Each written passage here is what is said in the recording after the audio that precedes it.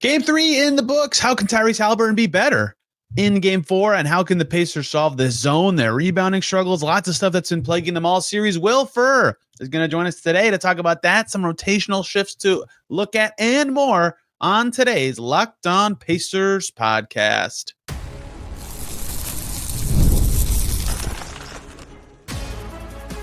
You are Locked On Pacers, your daily Indiana Pacers podcast, part of the Locked On Podcast Network, your team every day.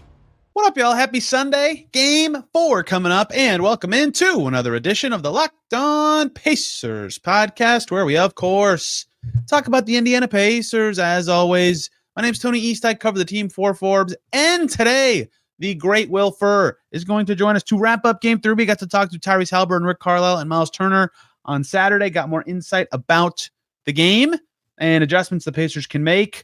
Look at a lot of the problems that they have been discussed, but need to be discussed more, and look ahead to Game 4. How can they solve these problems that have been plaguing them to this point in the series? Can they emerge in Game 4? What will it take to get it done? Some rotational tweaks that we would look at as the Pacers, and so much more.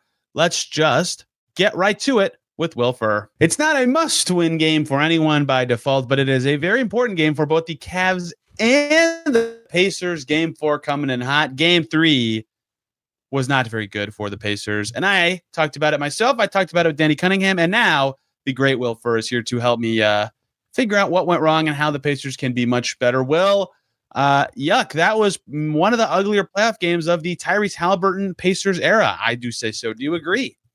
I would agree. That was not a fun watch when we see the 20-point deficit. It was nice to see the Spirited come back. It was nice to see them get it close-ish, but no. Yeah, it's tough. It's tough. I think, what's funny about these comebacks they've had is the games like Game 3, everyone's like, well, I got to keep watching. They could just any moment be right back in the game. But then when they keep struggling, everyone's like, oh, this stinks. This sucks. I can't look away, but it's not fun. They're not playing well. Look, I've got hammered through the points ad nauseum. I think everybody kind of gotten to them. Now we've heard from Tyrese and Myles Turner. First of all, most importantly, Myles Turner, ankle good. He should be playing in Game 4, he said. So health, good news for the Pacers. Regardless of what they said, Will, what did you find either alarming or just like very important about their struggles in Game 3 that they have to address in Game 4? Oh, man. Anybody who listens to Locked On Pacers, this is going to sound awfully familiar to what you've been saying, but oh my God, get a rebound. Somebody get a rebound. Everybody get a rebound. I don't care if it's TJ. I don't care if it's Myles. I don't care if it's anybody in between. Get the ball. It's crazy. And I understand why the Cavs are a better rebounding team. I can look at the people on the court, the size of them, and be like, yeah, okay, the Cavs are probably better at this. Jared Allen's a better rebounder than anyone on the Pacers. It's not even close, right? He's good at it. I understood coming into the series, the Cavs had that advantage. This extent, every game, and okay, it's a tactical deficit in Cleveland's favor. They talk about it every game after Game 1. It's a great game. You win. That's exciting. What do you have to do better in Game 2? They say rebounding. Okay, got it. Game 2. Hey, guys, good job. You made an awesome comeback. But, you were down 20 in the second half. What do you feel like you need to do better? One of the first things everybody says, we got to rebound better. Game 3, do it. They said it twice. Do it. Go get it. And in Game 2, I'm slightly, looking back at it, receptive to the fact that there was a lot of long rebounds that you're just like, oh, okay, that sucks. Even if you boxed out right, you wouldn't have got that. That was not the case in Game 3. They just got punked around the basket by Cavalier players on rebounds. And I've said the same thing over and over. Everyone's heard the line a million times, but they had the best offense in the league this year by just raw offensive rating, second best ever behind the Celtics last year. You cannot give them 20 more shots. You just you're giving yourself a 18-point deficit to open the game like that. Yeah. And was it Locked On Pacers might have been where I heard Mitchell had more offensive rebounds than the Pacers team. Yes, we're not talking correct. About Jared Allen. He's a crazy athlete. I understand that. He's a better athlete than anybody on the Pacers, I'm assuming. Unless you have other thoughts there. But you can't give their backcourt 5 offensive rebounds. Yeah. It's everybody. And yes, this is about the bigs. They're very good. But yeah, there's a team problem. Guards are getting smoked in the glass too, and Mitchell's the face of it. I would say he's the best functional for basketball athlete. Obi Toppin is probably the best athlete in the series, but in terms of like function for success of games, yes, Mitchell has clearly shown that his athleticism gives him a bump there.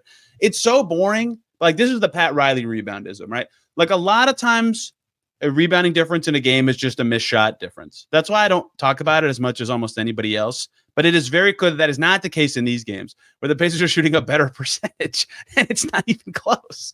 Like, it's legitimately not close. The rebounding battle, and they could make up for it. Like, if the turnover battle was like Cavs 16, Pacers 7 or something, like every Bucks game was like that, right? So you make up for the shot difference there. They're not doing that. Their turnover numbers are just a little high against these, not like new to them, but different defenses. And so they just, if you want to use that as a way to describe the scoreboard, like I already said, they're down 15-0 just from that to start the game, basically. And they're not making up for it in other ways. What else from game 3 were you like, oh boy, that's not good? And correct me if I'm wrong, I haven't really seen a lot of teams play 3-2 zone against the Pacers. I've seen 2-3. And I feel at least like there's a 50-50 chance against a 2-3 zone that they're going to figure it out. Against a 3-2, I did not. 0%. Just call timeout, please, diagram plays, because they're not going to get it in the flow. So I am not going to pretend to be a basketball strategy expert, but I will say this. I can look where players stand in a 3-2 zone and tell you that that is kind of a type of defense that would entice or allow corner threes in theory, which is a very good shot and why a lot of teams probably don't go to 3-2. You know how you get away with it? You have Evan frickin' Mobley at the top of it, making it so you can't see. You can't see the passes. Yep. You can't move. You can't just run high-low stuff to get it to the corner because he can cover so much space. Sometimes Hunter's at the top. When Hunter's at the top, it's because Mobley's behind him, covering the entire baseline by himself because there's like 7 of him down there. The Cavs are like a good, not great defensive team, but they have the personnel to make 3-2 work. And the way it was described today, I can't remember if it was Myles or Tyrese, but again, they've seen this stuff like before to some extent. The Cavs ran this in game 1 and 2, albeit for like 5 possessions, not like giant swaths of the game like in game 3. They've seen this before, even before the series. They described the like Dean Wade, and I forget who the other guy was. I want to say it was Hunter, like face guarding Tyrese wherever he went on the floor. They kind of called that a box and one more than just like man-to-man coverage with face guarding. You know, that's like a little different too. They'll have to deal with that. But yes, it's very unique. And that's what film today had to be very important for the Pacers. They need to come in. Sometimes zone isn't necessarily about the specific effectiveness of the zone, and it's more about forcing a team to not do the stuff that they're normally good at, right? And I think that's part of it for the Pacers, who just have this very flowing offense. It's very good. But the Cavs zone is specifically good in that it also is disruptive and challenging for teams to deal with. And the Pacers were like, oh, we got, especially with Mobley, who just, he is amazing. Like, I know this, but he is just everywhere, man. It really gooked them up. And so I think it's partially on the Pacers for not being, I don't know if ill-prepared is even the right word. Like, it just got them out of their rhythm so bad, which has happened to them before in games. It can't happen in the playoffs. It's partially on the Cavs' brilliance. How I feel about the zone and how much it's changing the series will depend on how the Pacers do against it in game 4 and how much the Cavs can sit in it. Because teams that go zone against the Pacers bench, I get it. That's a game flow thing that's going to happen. Teams that go zone or gimmicky against Tyrese Haliburton line, it's out, and you're like, oh man, this is not good for the Pacers, who should be scoring with relative ease in these lineups. And we'll get to Haliburton scoring 4 points. But like, that is a concern for a team that is just so good at the flowing bang, bang. You do this, you do that. I do this. We score lineup combinations. Yeah, and if you can't get stops. I can't remember a transition play last night that I thought, oh, cool, they can get in transition now. Like, it's just alarming. There's no like easy matchups coming out of that to get a better matchup either when you're getting stops again in transition. I have the box score up. Why don't I just read the transition point totals? I'm not going to do that. There's a lot of people on my house Wi-Fi right now, and I'm worried that changing tabs will make my computer explode. I'm certain the Cavs won the points in transition game. I'm not sure by how much it actually happened. What's to say? We already said it.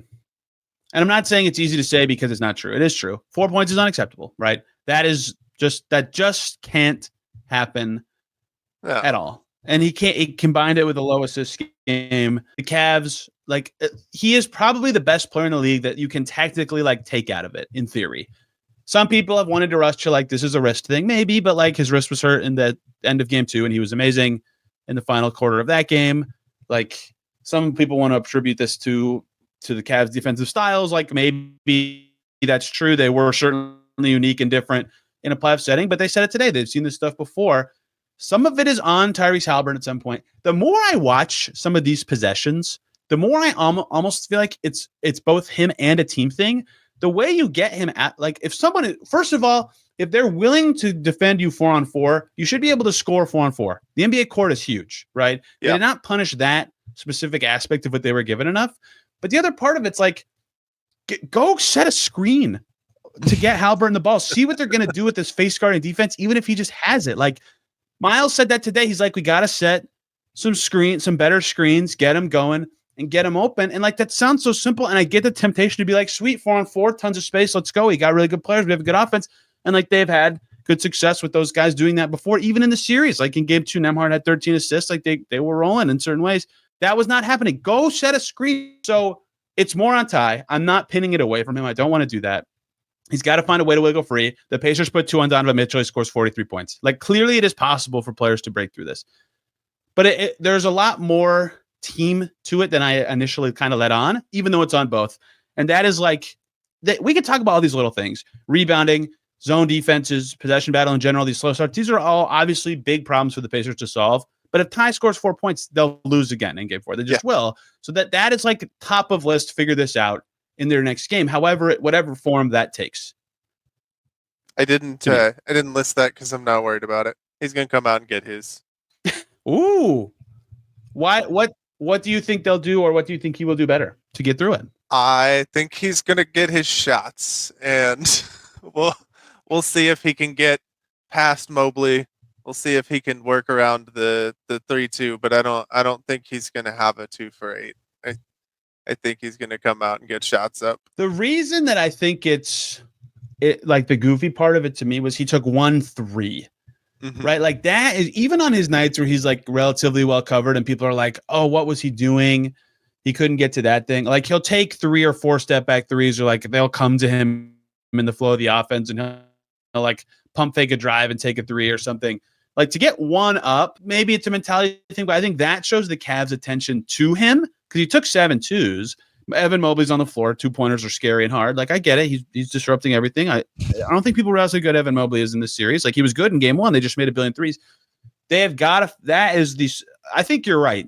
Obviously, he's probably pissed about scoring 4 points. Right? It's embarrassing. Like, after a seminal moment of his career, and he's on top of the world, and Justin Timberlake is texting him. He has a home game with a chance to go up 3-0 and look like the king of the East for a second, and has a complete dud of a game. Like, that sucks, right? So I do agree that he will respond, and the Pacers will have watched film and figure out how to get him open. But I'm a little more in the middle of like, this is such a unique amount of pressure on a player who has yet to show that he can just like totally torch that kind of attention, that it's either on the rest of the team to succeed in the space that they're given by the Cavs, or it's on the team to find ways to get him going in that setting without disrupting their typical rhythm, which is not easy to do because they have a certain way they like to play that's important. And it's not lost on me that, like, not gimmicky, I don't want to call these gimmicky Cavs defenses, but like unique style of defenses that force you to try to score a certain way. Ben Mathurin usually has good games in that setting. Ben Mathurin had a good game 3 because he can kind of puncture through these zones. Darius Garland just couldn't guard him at all. Like this is not a bad Ben Mathurin thing. He played very well. It just usually is not the Pacers style when he has that kind of game. And I'm not saying the Pacers style is better than a Ben Mathurin game, right? He was the reason they even had a chance for much of that game, but they need to find a way to play the way they want and have Ty get going while also having Mathurin have those chances. And that's a hard one to get. And they had neither for important stretches of game 3. I just rambled too much, but it's on a lot of people. It's somewhere in the middle. I, like you, think he will respond, but this is such a unique reality with the defensive player of the year and coverages that I'm like, wow, this is a lot of zone against Tyrese Haliburton that I'm just not sure what to make of it. Yeah, it's been weird, and I know they shade him. I know they're only going to let him go one direction for the rest of his life until he fixes it. We're entering Sabonis territory with that. It's fun to watch. But I agree. You know, he can't suddenly beat Mobley at the top of a 3-2 zone and hit a step back 3 over the defensive player of the year. That's not the high quality shot that he's going to want. I think they're going to get out in transition. I think they're going to play fast, whether it's after makes or misses. I'm kind of expecting to see, I think it was game 1 that they were doing that they were running after free throws again and getting after it. I'm looking to see some of that again. Do you remember those days where Sabonis would take a righty shot and we would all tweet in like all caps, Yes. "Oh my God, righty hook shot. He took a righty hook shot." And it only went in like 40% of the time. But it was like, "Oh, he did it. He did it every year he'd come into camp." Like, "Yeah, I worked on going over my left shoulder, right hand." Like, "Yeah, cool." Never became a thing. Yeah. His first year here, it was like three or four total. Yeah. For the season. Yeah, and I said this last night, like, pull up Tyrese Haliburton shot chart. You can tell what way the Cavs want him to go. All his shots are on the left side of the court. And I go back to Malik Monk 3 years ago being like, yeah, we guarded him well because we made him go left. And like the Pacers' usual counter to that worked against the Bucks was great. We'll set screens to have him go left, and then he can go that way against a tilted defense and turn to go right or shoot or get like more space. And maybe that's what they'll do in game 4, but like, good luck screening Evan Mobley. Good luck screening against zones. Like, good luck.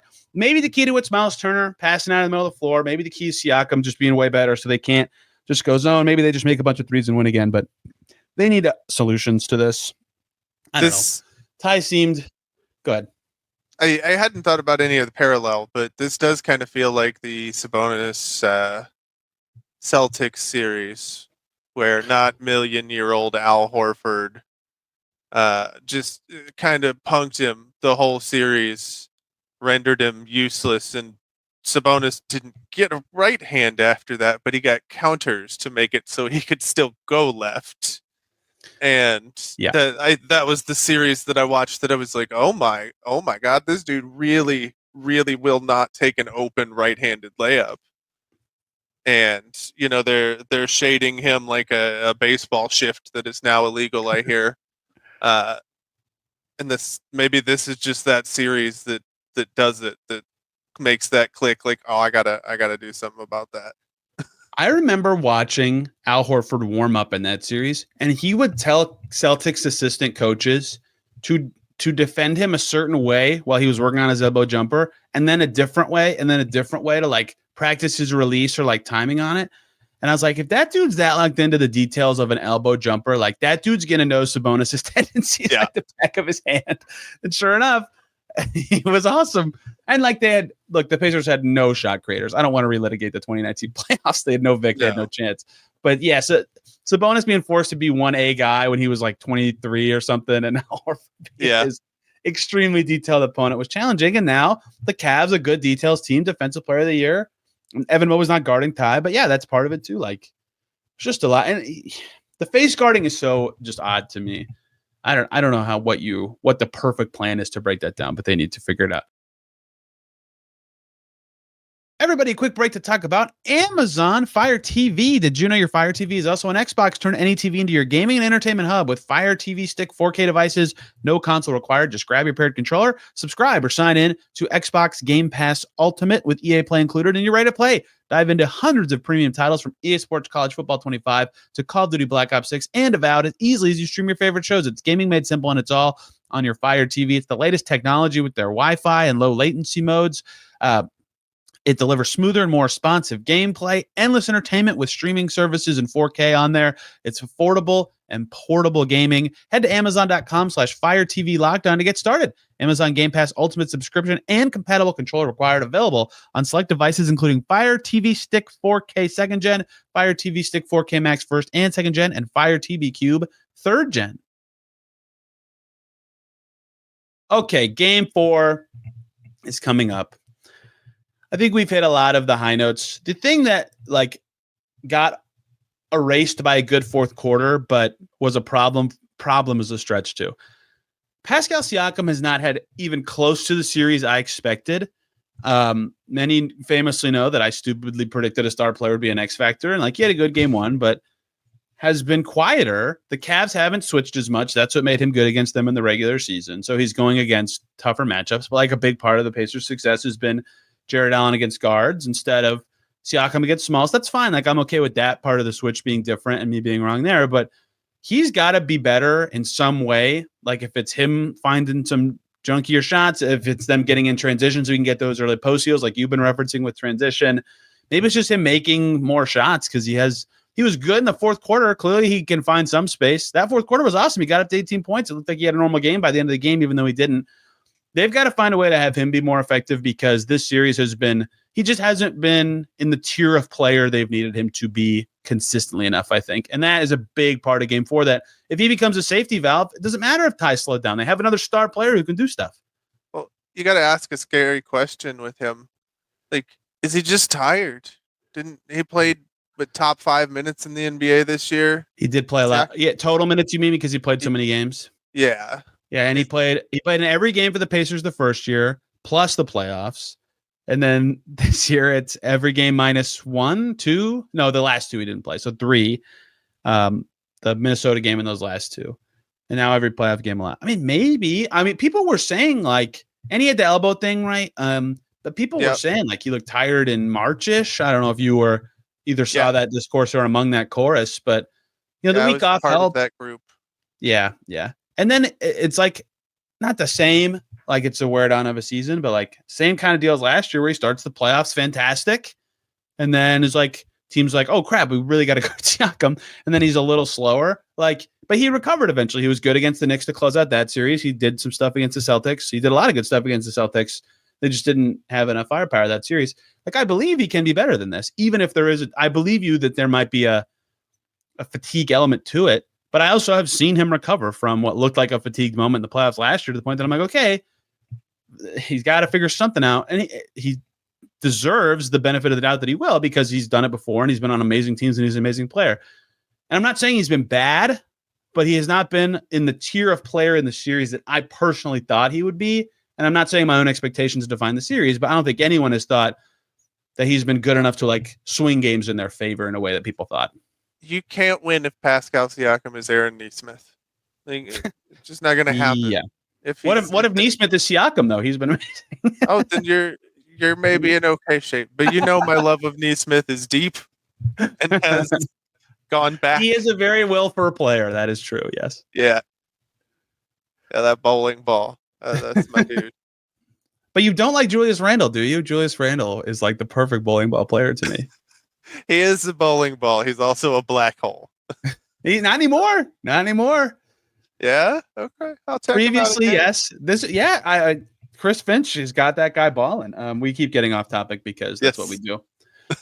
Yes. That's a good way to put it. And I don't remember his exact shot count total or percentage shooting before the fourth quarter last game, but everybody was like, this isn't going to cut it. And a zone uniquely shuts him down because he's an okay shooter. He's better now than he was before he got to the Pacers. Like pretty good, but not like defenses are like, oh my God, Siakam's open. Like, hurry, get out there. Like he gets open 3 sometimes because of that perception, at least to me. And he's made corner 3s. So maybe they just park him in the corners against the 3-2 and make that the panic point. But yeah, they need a little more from him. They need a lot more from the second unit. Has there been any consistent bench guy at all in this playoffs? Toppin's been more so down than up. Mathurin on a current good heater. They need that. They need a good bench performer. He's been very good. McConnell's either like perfectly what they need or like, oh God, how long can they keep him on the floor? Thomas Bryant's defense in this series has been not very good, even though his rebounding and offense have actually like held up well enough, I would say. And then they've clearly identified that like Shepherd and Walker, they just can't rely on in this series. I was wrong about the Shepherd part of it, but I thought that's kind of how the back end would look. It wouldn't surprise me if they go to even less Bryant because they started the fourth quarter game 3 small with Top and Siakam. Maybe they just are going to lead into offense like they need to keep up with the Cavs. Regardless, we can quibble on a lot of stuff. Like, do you think there's a way in game 4 that they can actually get the bench going? Is it a combos thing? Is it a consistency thing? Like their bench was so good in the playoffs last year.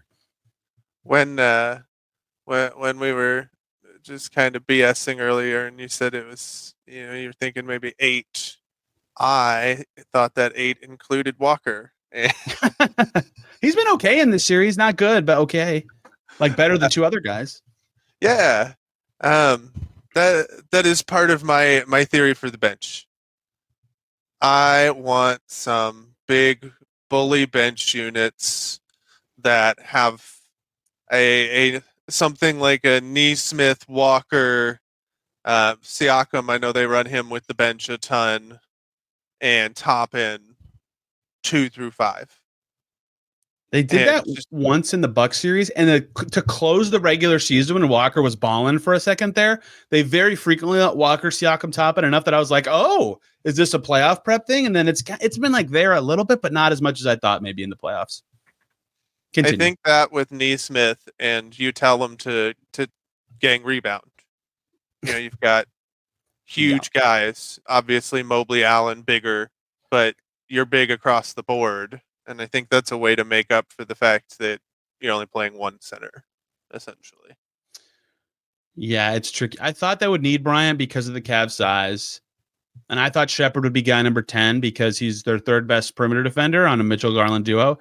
But Bryant hasn't just been good enough at the stuff he's good at for that to matter, that he's larger than other players on the team. And Shepherd made a 3, had offensive impact in game 3, but he has not guarded either of the stars at all well enough to stay on the floor. Right? A big L for me in this series. I thought that defense would be a thing. Nope. No. So it's, if you can't go either of those guys, Walker is guy number 10 in theory, or guy number 9, actually, at that point, in theory. So I suppose that he should get more burn. He didn't play till garbage time of the last game. I did feel like in Cleveland a few times he just was processing a little slow. He had that horrible turnover before his QB pass, and his defense was okay. But he was good enough in the first series. I don't think it's he's scared of the playoffs or the moment's too big for him. I think he just had a bad stretch, and that's happened to him in his career where he's slightly more aloof than he needs to be and throws a lazy pass or something. If having him be a locked in 9th guy would be very helpful. I don't know that they trust him or any of the back of the bench guys right now, but the bench has just been so gross that they need to figure something out. Let me ask you this. Why is he not the guy the right guy to go against zone, I guess? They let him be the primary ball handler in Fort Wayne / Noblesville and get those reps. And, it kind of makes sense if they're going to put Mobley at 6'10", having having Walker there to help initiate at 6'7", 6'8", whatever he is, kind of negates that size difference. That's my theory. I also know he's kind of a feel guy, and I like having those guys in for zone. I can't wait to call a player a Noblesville boom legend. Whoever the first guy is who makes the ascent from the boom to the Pacers. It's going to be fun. The first guy who scores 30. That's it. Every prospect that I call a boom or bust prospect, I mean good boom, not Noblesville boom or bust prospect. Oh, you're going to have to specify. Oh, good. I've thought about that joke for a while, so I'm glad I could squeak it into a weekend Game 4 preview pod.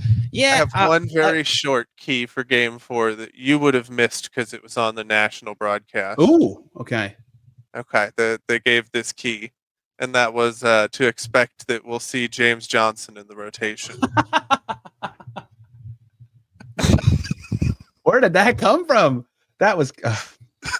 you know what's crazy? I didn't get a chance to talk about this because it doesn't matter. He didn't suck.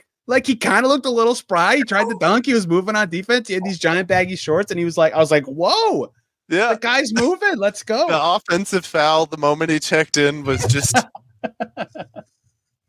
Yeah, that came out of nowhere.